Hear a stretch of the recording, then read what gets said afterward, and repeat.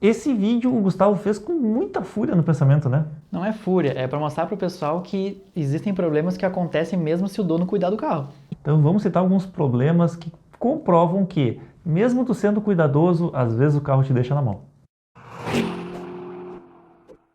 Eu acho que o primeiro problema dessa lista é extremamente delicado. Nós estamos falando dos airbags fatais da Takata. A Takata é uma empresa japonesa que fornecia airbag para 99% das empresas do mundo, e os airbags que eles fabricavam tinham um defeito de especificação. Eles tinham mais pressão do que deveriam, e na hora que se inflavam, saltavam estilhaços no rosto da pessoa e podiam inclusive matar. Em alguns casos deu cegueira e tal, a pessoa se cortava muito. Pois bem, ficou marcado primeiro na Honda e na Toyota, que foram as primeiras empresas que anunciaram o problema, porque foram as primeiras também que tiveram vítimas fatais em acidentes, mas o fato é que todas elas estão sofrendo até hoje com esse recall, porque a Takata foi à falência, não teve condições de trocar todos os airbags de uma vez só, e eles estão trocando aos poucos. Agora, recentemente, para nossa surpresa, apareceu o problema no airbag do Celta. Certo do Classic. Tinha gente que dizia, eu nem sabia que Celta tinha airbag. Sim, o Celta foi fabricado até 2015, então, sim, o Celta saiu com airbag também, porque a partir de 2014 era obrigatório, e esse carro tem recall agora, porque precisa trocar o airbag. Não tem nada a ver com o dono. Se o airbag estourar, tu pode te machucar. Beleza, mas a gente falou de um defeito de segurança. Fala de uma coisa de manutenção, cara. Manutenção dos motores THP quando eles eram ainda somente a gasolina. Tem 3 problemas que acontecem em todos eles. Bomba de alta, que é a bomba de combustível, dá problema. Os tensionadores das correias dão problemas. E a tampa de válvulas, o suspiro ali onde vai o óleo, também dá problema. Esses 3 itens são caros de consertar e não adianta tu cuidar, tu botar o combustível certo, trocar o óleo, o que for. Eles vão acontecer. Inclusive foi engraçado que a gente estava falando com um amigo nosso numa live, o Lipe Paiga, e ele tem um THP e ele disse, mas me cita um problema. Eu digo, bomba de alta. O meu nunca aconteceu, que bom. Ainda, mas vai acontecer. Os Flex depois já tiveram esses problemas parcialmente resolvidos, né, e já estão muito melhores. Mas não adianta, se tu tinha esse carro a gasolina e não aconteceu, vai acontecer. Provavelmente. Beleza, mas esse não foi todo mundo que foi sorteado, né? Agora, o câmbio CVT do Lancer e da SX, ele realmente incomodou muita gente e é fácil de entender. O câmbio CVT, ele gera muito calor. E os primeiros que vieram para o Brasil, eles realmente não estavam muito tropicalizados, assim. E apesar dele ter um trocador de calor que fazia esse resfriamento com a água do radiador, aquela mesma que passa no motor, não era suficiente para baixar a temperatura. Então, em uso severo do carro, tipo viagem, carregado, o câmbio podia superaquecer o óleo e acabava ferrando tudo no câmbio, né? E o conserto realmente não era barato. Mas aí o dono podia trocar o óleo e tal. Ok, até podia, só que o manual dizia que não era para trocar. E aí, enfim, cara, tá certo, tá errado? Eu acho que o carro tem que aguentar no mínimo o que ele foi especificado, né? Uma coisa, mas ele estava acelerando demais. Não sei, tá andando na estrada carregado e tal, né? Por que é o acelerar demais isso, né? Não pode agora acelerar? Isso é estranho. Depois próprias concessionárias começaram a vender um kitzinho para auxiliar nessa parte de resfriamento. Isso é mais estranho ainda. Um tanto quanto estranho também, né? Mas de novo, né? Mesmo tu cuidando do carro, isso poderia acontecer e te deixar na mão. Agora, vamos pegar um carro que é considerado indestrutível, né? Afinal de contas, rodou 1 milhão de quilômetros. É o Toyota Etios. Toyota Etios não estraga? Estraga. Estraga, eu já gravei um vídeo para mostrar o da minha esposa com 30 mil quilômetros, tem sintomas de desgaste na embreagem, não se entregou, mas tem sintomas, o que é relativamente comum nos câmbios de 5 marchas, o de 6 marchas eles resolveram, e tem um problema mais crônico, a bomba d'água desse modelo, que é o motor antigo, que é aquele que tem a saída do escape conjunta, né, fundida no cabeçote. Essa bomba d'água, ela do nada se entrega. O da minha esposa, eu não lembro exatamente qual foi a quilometragem, mas foi perto dos 20 mil quilômetros. Cara, e não é nada barato, foi mais de R$1.000. E de novo, tua esposa não fez nada para que isso acontecesse, né? Claro que não. Ela cuida bem do carro, ela anda direitinho, não corre, fizemos todas as manutenções na concessionária, não tivemos nem garantia. Um outro carro que também dá problema na bomba d'água, em todos, é o Golf GTI, o chamado de MK7, que é o que vem com o motor TSI de 220 cavalos. Todos eles, em algum momento, perto dos 80 mil quilômetros, vai começar a vazar a bomba d'água e vai ter que ser trocada a bomba d'água. Ainda bem que existe o Durepox, né? Mas, de novo, não adianta... o carro, imagina, é um carro esportivo, ele é para acelerar, né? Então não tem o que tu fazer, trocar água, deixar o reservatório sempre limpo, que ele vai acontecer esse vazamento da bomba d'água. Isso é um defeito de projeto, pode ter certeza. Inclusive, falando dos motores TSI, muito comum é a carbonização das válvulas, né? Desses do Golf, eles já mudaram algumas coisas, porque ele tem já a injeção direta e indireta, que resolve esse problema, né? Pelo menos diminui muito. Mas tu pegar os Jettas, por exemplo, tem um problema crônico lá, com 60 mil quilômetros, tu vai ter que abrir a admissão para limpar as válvulas por causa da carbonização. Isso o Jetta 200 cavalos. O 211 ele é bem mais resistente, apesar de não ter os bicos indiretos, não tem 8 bicos, ele tem só 4, né, bicos diretos. Ele tem melhorias no sistema de EGR e da válvula lá, que faz a tirada do óleo, lá dos vapores de óleo de recirculação. Isso, do Blue-by. Do Blue-by, isso, exato. Obrigado, que eu não estava conseguindo lembrar o nome. Então, tudo isso contribuiu para que ele não carbonize a válvula tão cedo. Mas um dia ela vai carbonizar também. Mas se você usar gasolina Podium, não resolve esse problema? Diminui, pode ser que até passe um pouco mais de tempo, mas não vai resolver, vai acontecer. Tu vai ter que fazer essa limpeza, não interessa tu cuidar bem ou não do teu carro. Tá, mas vamos falar de um carro caro então, caro, mas premium, BMW X1, se cuidar bem dela não estraga? Estraga também. Estraga, eu vou dizer o pior, eu tenho um amigo meu que se ferrou, ele teve que trocar o motor dela, acho que era 2009, aqueles primeiros motores que eram aspirados ainda, porque a BMW resolveu que não precisava botar vareta de óleo. Afinal de contas, eles colocaram um sensor lá que era realmente bem tecnológico. Ele media a qualidade do óleo. Só que eles esqueceram de botar um sensor de nível. E aí tem vários relatos de BMW X1 que fumavam, que consumiam mais óleo do que o necessário. E como tu não podia olhar na vareta se estava no nível, eventualmente o motor fundia sem aviso nenhum. E também tem na BMW X1 e na X3 o problema da bomba de combustível. O mesmo problema lá da bomba de alta dos motores THP aconteceu também nesses motores mais modernos, até foi alvo de reclamações de uma revista, mostrando que não é pouca gente que teve esse problema. Na verdade, isso é o preço do pioneirismo, né? E como a gente citou os motores BMW fumando, dá também para falar que os motores da Renault também baixavam muito óleo. Ai, cara, isso é até difícil de entender. O motor SCE, que surgiu ali em 2017, que na verdade é o motor Nissan, onde a Renault pegou o projeto e produziu o mesmo motor da Nissan em outra fábrica, simplesmente o da Nissan não incomoda, nunca deu problema, e o da Renault, sim, baixava o óleo. Consumia, não se sei porquê, com certeza a Renault sabia, mas obviamente não falou, elas não falam isso para o público. E o fato é que às vezes com menos de 10 mil quilômetros, que era o intervalo de troca, simplesmente o óleo baixava ao ponto de faltar dentro do motor. Tinha vareta, então se a pessoa era uma pessoa ligada, assim como aconteceu com um amigo nosso, né? Ele foi lá e ele resolveu conferir o óleo para ver se tinha no nível certo ou não. E para surpresa dele tinha menos de 2 litros dentro do cárter. Se ele não olha, teria perdido o motor e o carro devia ter rodado uns 7 mil quilômetros dentro do intervalo correto de manutenção. A gente imagina, um carro zero, né? Pois é. E já que a gente está falando em baixar óleo, fundir motor, a gente não pode esquecer dos motores Volkswagen 1.0. Realmente, o EA111 que equipou o Gol geração 5 e depois o Fox também, é um motor extremamente problemático e até hoje ninguém sabe por quê. Obviamente a Volkswagen não abriu para o público, apesar de dizer que a especificação de óleo e tal, engabelaram, tá? Porque a verdade não é essa. Com certeza tinha algum erro de projeto ou especificação. É um motor que veio para substituir o famoso AP, que era um motor extremamente confiável. Teoricamente não era para dar problema, mas em algum momento eles se perderam e erraram alguma coisa.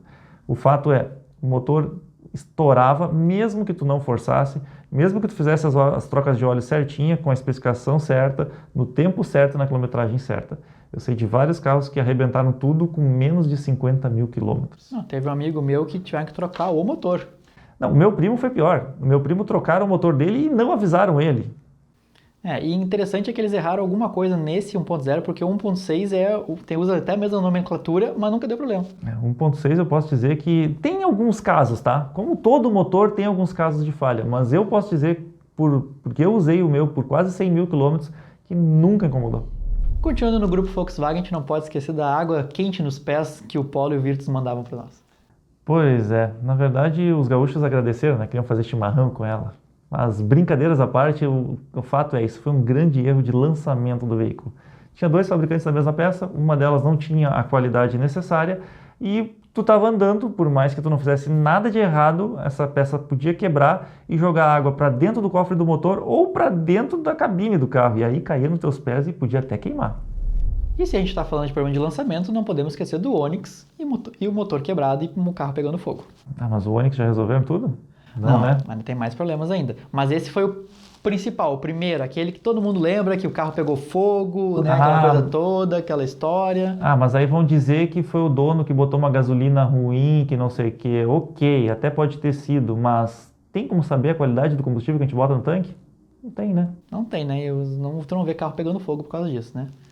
Agora, o Onix também continua com outros problemas, né? Tem problemas elétricos, né? Limpador ligando sozinho, que a Tracker também pegou isso. Problema de barulho no motor, que a Tracker também pegou isso. Né? Então tem vários probleminhas que estão incomodando aí o pessoal que, de novo, né? Tu não precisa fazer nada, ele simplesmente acontece. Mas eu acho que um dia eles vão resolver, né? Ah, com certeza, bom.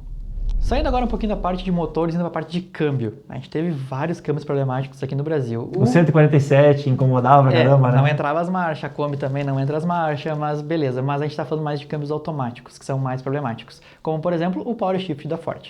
Cara, o Power Shift é um câmbio excelente. Todo mundo que tem adora, até ele incomodar. E ele incomoda sem dar muita notícia, assim. Tipo, tu tá andando, daqui a pouco para de engatar as marchas ou simplesmente começa a trepidar e nada mais funciona. O bom é que a Ford tá dando, assim, aqueles 10 anos de garantia, vai lá e troca de graça e tal, mas mesmo assim eles venderam muitos carros com esse câmbio e com um problema. Esse é o maior problema. Mas eu não posso dizer que é tão bom assim. Teve muito amigo meu que se incomodou pra caramba pra conseguir essa garantia. E, de novo, não precisa fazer nada, né, Felipe? O negócio estraga tu andando normal. Se tu usar o carro normalmente, ele vai te deixar na mão. E outro que acontece exatamente igual, e aí é pior, porque realmente a empresa não dá garantia, são os câmbios DSG 7 velocidades da Volkswagen. E da Audi também, né? O DSG é aquele que tem embreagens a seco, né? Ele tem um problema da mecatrônica, ou seja, o que faz o acionamento do câmbio, ele simplesmente para um dia de funcionar. Aconteceu recentemente com um amigo meu, ele estava voltando da praia, o carro é da esposa dele, ela não corre, ela usa o carro sempre dentro da cidade ou na estrada, dentro da velocidade permitida, não anda carregado, até porque não tem filho, e ele parou no pedágio e do pedágio não saiu mais, não engatou mais marcha nenhuma. Levou para o mecânico de guincho, chegou lá e descobriu que era o módulo, realmente chamado de mecatrônica, e foi mais de 20 mil reais de conserto. Decepção total. Pelo menos a Volkswagen tirou, né, não deixou muito tempo esse câmbio no mercado, né, diferentemente da Ford, que usou durante vários anos em vários carros. Ela deixou sim, porque o Audi A1 usou esse câmbio durante muito tempo. Na linha GM a gente também tem problema com câmbio, né? Cruze e Captiva, dois carros que nós já gravamos aqui no canal. A Captiva é mais famosa por ter problema no câmbio que quebrava e tal, porque ela é maior. Então a chance de quebrar aquela mola prato na Captiva é muito maior, né? Inclusive, eu até hoje recebo e-mails aí de pessoas que dizem: pô, vi o teu vídeo, estou preocupado com o meu carro, o que eu faço agora? Corre o risco, ou vende. Agora o Cruze usa o mesmo câmbio, uma versão um pouco menor, e que também dá problema. Enfim, né? GM, acho que tu errou naquilo lá, hein? E quando a gente gravou o Cruze, o cara falou, o que eu posso fazer para resolver isso? Nada. Fica atento aos sintomas só. Se ele começar a dar um estralo quando tu engata a ré, ou começa a trepidar quando troca de segunda para terceira, ali é a certeza que já está começando a incomodar. Muita gente acha que trocando o óleo vai resolver o problema, mas não vai. Não resolve. Chegando na primeira picape desses problemas, né? A gente já fez até um vídeo falando sobre ela. Tu vai falar da S10 96 com motor a diesel 2.5 da Perkins, que era feito lá em Canoas e que fundia sozinho? Não vou falar. Mas deixa eu falar desse então. Para quem não sabe, esse motor foi um grande erro do pessoal que trabalhava comigo, inclusive, porque eles especificaram errado a folga do eixo comando. Foram 2.700 motores que eles tiveram que desmontar. Eu não trabalhava lá nessa época ainda, mas que foi um fiasco grande. E falando em motor que dá problema, né? Não tinha um que tu montava lá que disparava sozinho? Tinha vários na verdade, mas teve um ali que foi terrível. Que, diga-se de passagem, era o motor que ia no Agrale Marroá lá, e que a Agrale chegou numa maneira muito interessante de resolver o problema. Encosta o carro na parede e se disparar, tu larga ele na parede e ele apaga. E os Troller TGV? Cara, isso não devia ter nascido. Eu nem vou falar dessa história aqui, senão eu vou ser preso ainda. Mas falando de picape mesmo, também tem a Amarok, que, né, no começo de vida, a V6 não, tá? Mas a 4 cilindros no começo lá de vida teve um grande problema na correia dentada, onde entrava poeira e pó, e aí a correia se estragava realmente. Porque assim, né, pô, quem é que vai usar uma picape em lugar empoeirado? Né, no chão batido e tal, é não, difícil, picape né? é feita para ficar na sala de estar, né? Então esse é um problema que acontecia, né? Tu estava andando com o carro, né? Mas eu tô andando no chão batido. Tá, mas eu comprei uma picape para andar no chão batido, né? Tá, beleza. E um outro problema que acontecia na válvula GR, né? Que terminava furando a válvula, né? Passando a água do motor por ali, a água ia embora. Na verdade é no trocador de calor, tá? Tem um tipo uma espécie de um radiador onde passa os gases quentes e também passa a água do radiador para esfriar esses gases quentes que vêm lá do escapamento e vão para dentro da admissão. Nessa troca de calor acontecia pequenos furos e a água do radiador, em vez dela voltar para o radiador, né, que ela vinha do motor e passar para o radiador, em vez dela voltar para o lugar que ela deveria ir, ela entrava para dentro da admissão do motor e ela sumia. Então, como não tinha nenhuma indicação no painel, eventualmente o carro podia ficar sem água, superaquecer e fundir o motor. De novo, não está fazendo nada demais, está só usando o carro e está acontecendo. E independia do uso do dono. Seguindo na parte de arrefecimento, os motores Rocan da Ford dão muito problema de arrefecimento também, principalmente na válvula termostática. Ok, mas aí tu pode trocar a válvula com antecedência, né? Tipo, a cada 6 meses botar uma nova e aí tu nunca vai te incomodar. Sim, mas aí tu tem que trocar uma peça, né? Se tu tá usando teu carro normalmente, né? Aquela peça tranca e tu... Faz sentido pra ti trocar uma válvula a cada 6 meses? Não, né? claro que não. Óbvio que não. O Sentra também teve um problema sério no eletroventilador, ele simplesmente parava de funcionar. Inclusive, tu tinha que, na concessionária, eles faziam a troca, arrumavam e tal, mas acontecia depois também, continuava acontecendo, então tem que ter muito cuidado na hora de comprar um Sentra, porque não tem nada a ver com o dono cuidou, não. Ele simplesmente um dia pode parar de funcionar e aí o motor vai superaquecer. A Fiorino do meu pai também parou de funcionar o eletroventilador várias vezes. E vou dizer pra vocês, aquele carro era tão guerreiro, mas tão guerreiro, que mesmo depois de 7 fervidas, sério, fervidas, daquelas que sai fumaça por tudo, nunca empenou o cabeçote, ele nunca precisou trocar junta. E na Kombi? Parou o ventilador também? Um dos problemas mais sérios que a Volkswagen já teve foi com o Fox. Tu tá pegando o pé na Volkswagen hoje, né? Não tô, cara, é que foi aparecendo, né? Pessoal, você se lembra do Fox que cortava o dedo no banco traseiro? Eu não gosto nem de lembrar disso, cara. E pior é que eu tive um Fox e é terrível. A minha mãe teve um Space Fox que tinha esse problema. Ainda bem que ninguém cortou o dedo antes. Ele tinha um sistema para te movimentar o banco que era para te colocar o dedo e puxar. Quando tu puxava, tu tinha que fazer tanta força que aquilo virava uma navalha e cortava o dedo fora. Na verdade, assim, era uma alça que estava lá com o desenho prontinho, sabe? Era o encaixe do teu dedo. E aí quando tu puxava, não era muita força, mas era uma força suficiente para atorar a pontinha fora. Infelizmente tiveram vários casos no Brasil, até que eles resolveram mudar o sistema e botaram ali uma fitinha vermelha que o meu Fox já tinha, mas a Space Fox que minha mãe teve antes não tinha. E para não dizer que eu não falei de nenhum Fiat aqui, né, eu queria lembrar que o Gran Siena teve muito problema de suspensão dianteira, assim como o Punto também, mas o Gran Siena é o mais famoso porque ele foi muito utilizado por taxistas, e daí acontecia direto esse problema de suspensão. O Lua sabe. O Lua sabe. Assim como Peugeot 206 e Peugeot 207 também tiveram esses problemas de suspensão. Ou seja, mas tu tá usando errado. Como assim eu tô usando errado? Eu tô andando com o carro na rua, não tem como eu usar errado. Claro, caí num buraco muito forte, entortou uma roda, como já aconteceu comigo. Tudo bem, mas né, é um uso normal de tu passar nos buracos da rua. Tá, mas aí nós podemos lembrar também de outros, né? Megane, enfim, francês, cara, a suspensão é terrível. E para finalizar com o Fiat, eu vou falar do meu Fiat, do meu Bravo. Você sabe que eu tenho um Bravo T-Jet. Todos os motores T-Jet, seja no Punto, seja no Bravo, seja no Linea, a carcaça quente da turbina e o coletor de escape trincam. Eles são de material de ferro fundido, uma qualidade não muito boa pelo jeito, né? Porque todos acontecem em trincas e o meu carro já está trincado. Como eu passei no dinamômetro e testei que vi a potência estava ok, eu não fiz a substituição. Mas eu tenho certeza que daqui a pouco eu vou ter que fazer a substituição desses itens. Isso já era programado, Gustavo. Era para te botar um coletor de inox dimensionado e uma turbina maior. Uma turbina maior, isso. Ou seja, a pessoa só está andando com o carro, fazendo as manutenções normais dela e vai acontecer essa trinca sem tu fazer nada de diferente. E tu vai ter que trocar esses componentes. O pior de tudo isso é tu saber que tem uns doentes que ainda compram, sabendo desse problema. Tá, mas tá bom, é um problema, né? Tem mais um monte.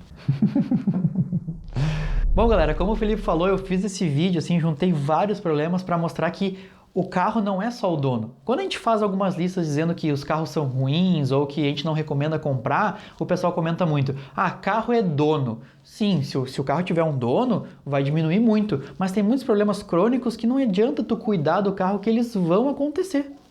Isso me lembra muito quando a gente gravou a X5 e o dono dela disse que teve uma X5 antes que teve que trocar as bolsas traseiras, com menos de 30 mil quilômetros.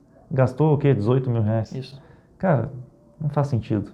Mas enfim, com certeza tem muito mais problemas que a gente esqueceu. Deixa aqui embaixo nos comentários. Dependendo do que vocês colocarem, a gente faz uma segunda parte desse vídeo. Valeu, galera. Valeu. Bah, sério que tu aguentou até aqui? Então, tia, não te esquece de te inscrever no nosso canal e também não esquece de entrar na nossa página no Facebook e no Instagram, porque lá a gente vai antecipar tudo que a gente está inventando por aí.